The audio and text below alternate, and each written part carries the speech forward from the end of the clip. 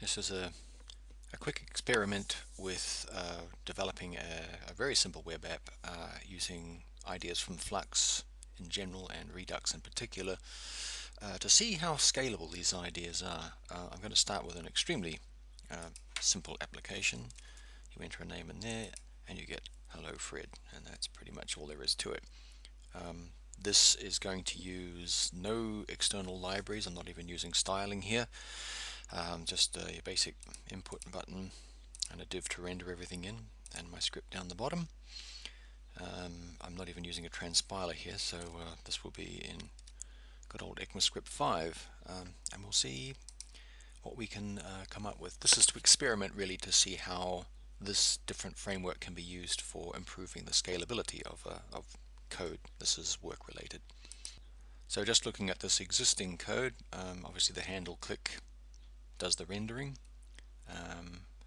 into this document which I've identified up here. The set name simply reads the value from the input object and sets it to a global variable. First thing I'm going to do is to follow the Redux idea of a single source of truth. So I'm going to change that to an object, and we're just going to use the one object for all of this thing. And that object will have an attribute in it called name, which for now I will leave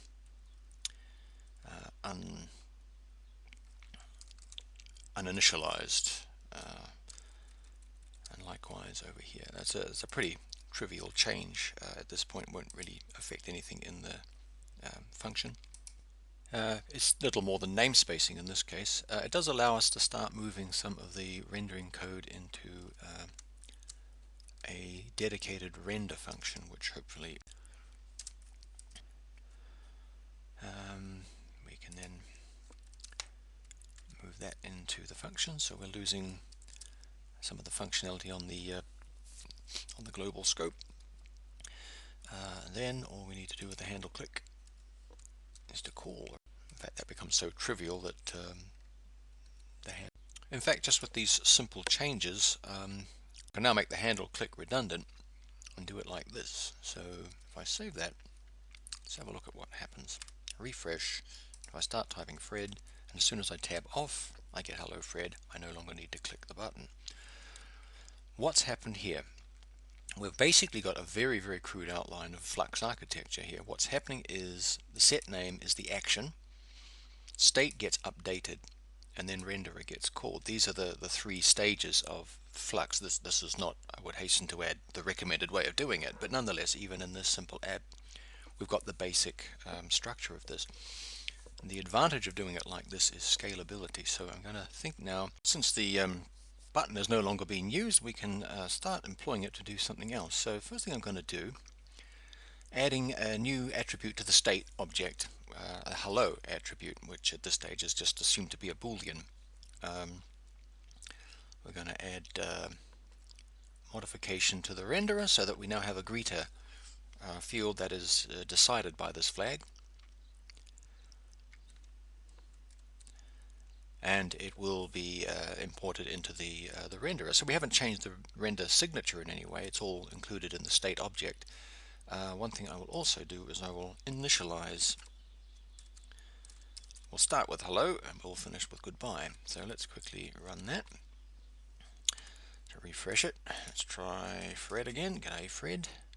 Tab off, and there's hello Fred. I click, it's goodbye Fred, and I can basically toggle them. Very easy to add that functionality now. This structure allows you to do that quite straightforward because of course the global state and the consistent way things are passed through. Now right away I can see that the handle click and the set name fields are doing similar things. They're updating the state and then they're calling the renderer.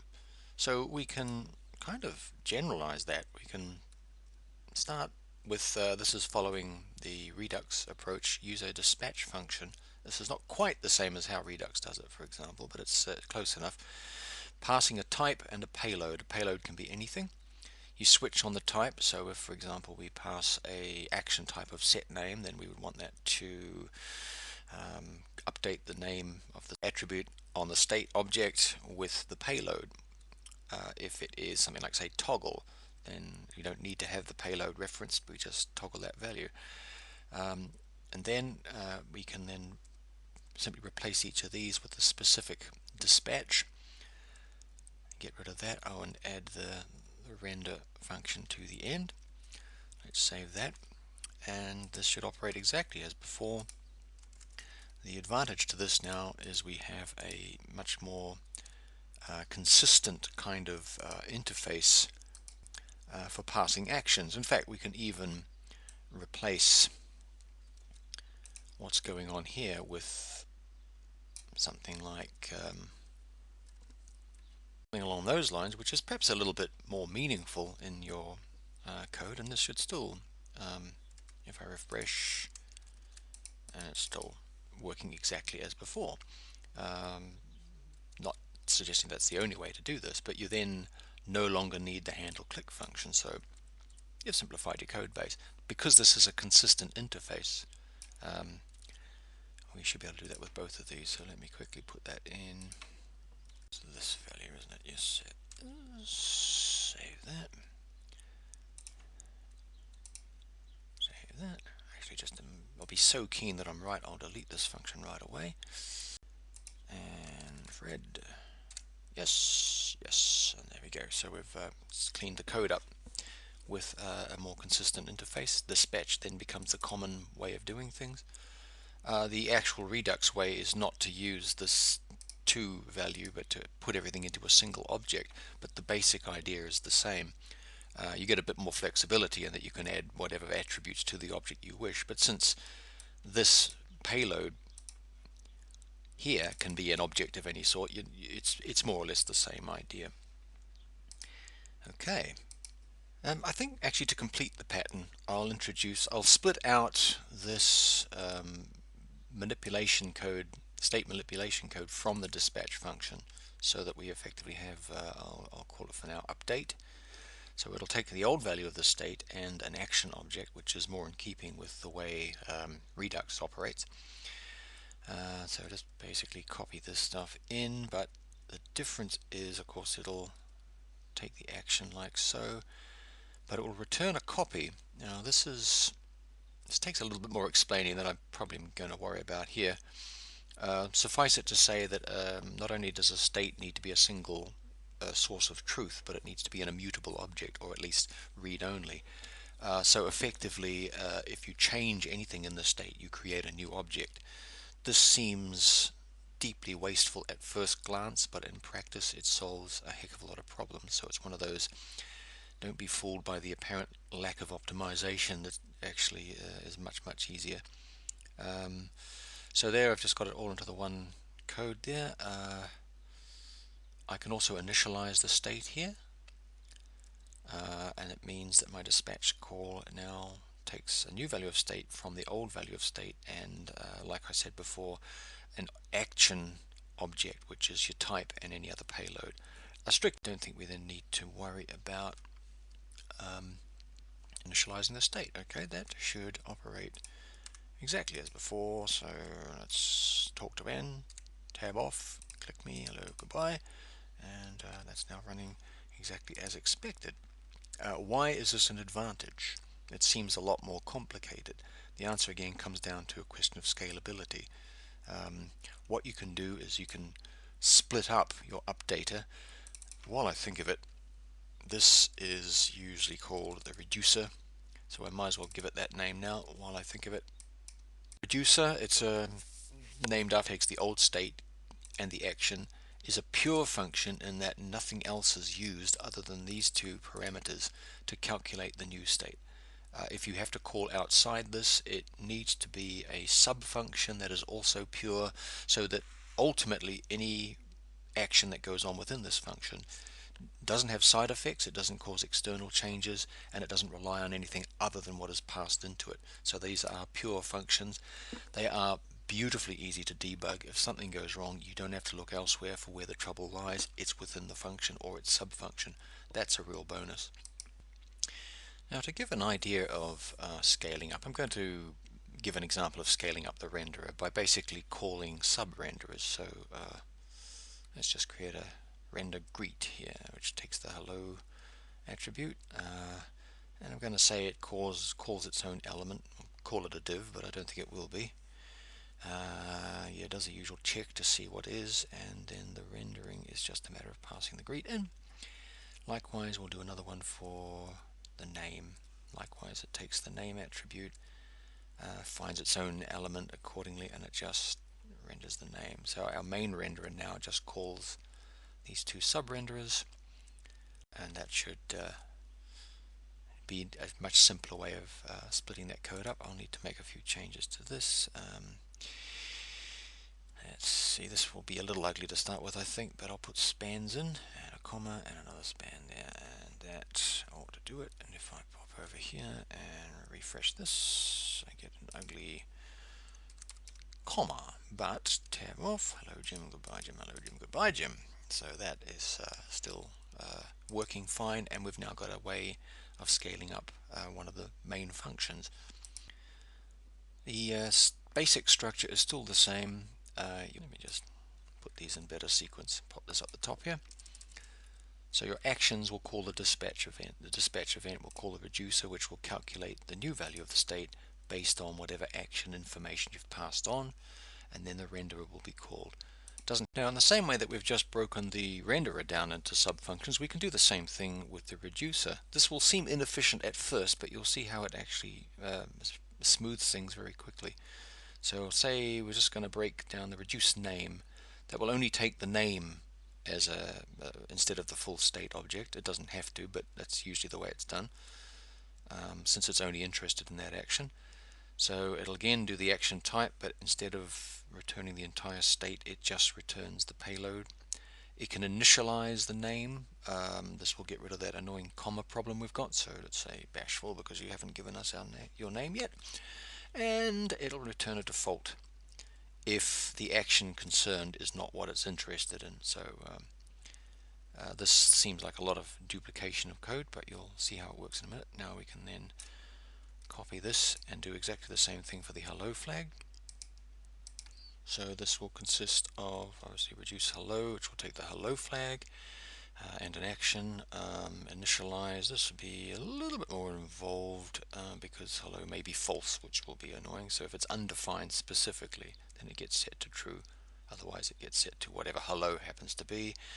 It's only interested in the toggle action, and we simply return a not version, and of course the same default value gets returned as before. Now, because the subreducer is taking care of initializing it, we don't need to worry about initializing all the properties of the state attribute. You just need to initialize the object itself, and the switch actions are all taken care of in the subreducers. So all of this can be cleaned out until all you have is basically a single return, and now name is taken care of by the name reducer. Likewise, the reduce hello takes care of that. And if we jump over to a refresh, okay, we still get that annoying comma, but now if I just click me without entering a name, at least we get a default. Now, of course, it would be nice if we could get that default right from the outset.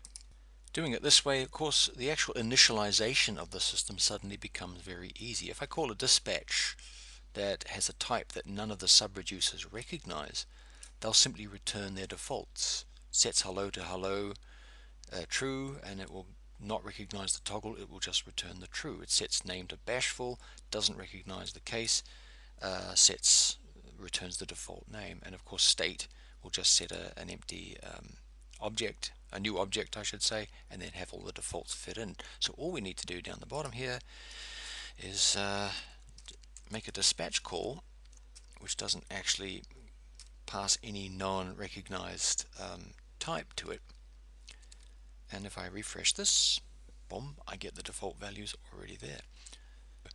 There's no reason why effectively one of these can't be an object, and it is initialized exactly the same way as the state is initialized, and then passes on sub-reducers again, so that the whole tree structure gets built up very simply, and the code can still be divided up in a very obvious way. Remember, these are pure functions, so it's easy to find out exactly what's going on, even in a large state structure.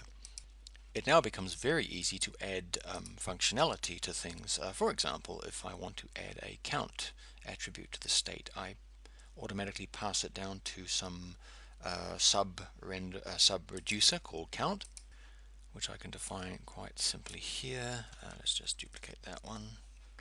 Now, obviously call it count, pass the count attribute in, default it to 0. It will pick up the toggle action and we'll just increase the count, or it'll just return the default count. And this will receive it from the state. Oh, whoops. And it'll receive it from the state count object. Now, we don't have a render at the moment, but if I refresh that, we should still be able to see because it's on the global. Yes, we got a value set, and click that 1, 2, 3, 4 times, and that should equal 4. So there we go. It is actually operating in the background. All we've got to do now is add a renderer to it. So let's go. Should just be a matter of, well, create a new count renderer called count, and then let's take the name version, copy that around. We'll need to create an element for that, but then we'll just give it a fancy title like so.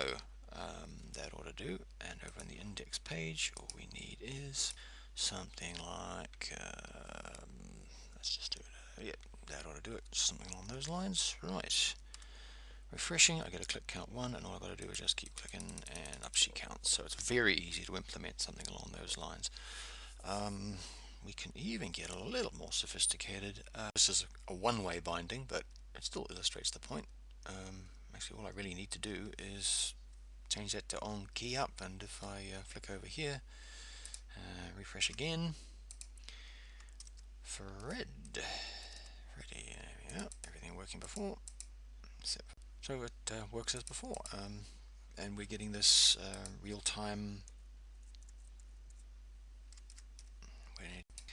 So anyway, hopefully that's enough to give a bit of an indication as to what goes on with effectively a Flux Redux style application. An actual Redux based framework would have a store object which would contain the state object hidden, and would expose a dispatch event. It would take a reducer as a constructor, and then it would activate a signal to listeners that could then implement render calls and read a get state object off the store. But that's relatively minor stuff. This is the gist of it. And as you can see, it can be implemented without the library. The library does give you some advantages, and I would strongly recommend checking it out. But from my point of view, what we've got here is something that is very scalable and still easy to think about. This makes it quite a joy to program. It's very easy to expand things. I just was throwing stuff at it at random, and it handled it very well. So yeah, to be recommended, and I hope this is to clarify my thinking. I hope it's clarified yours.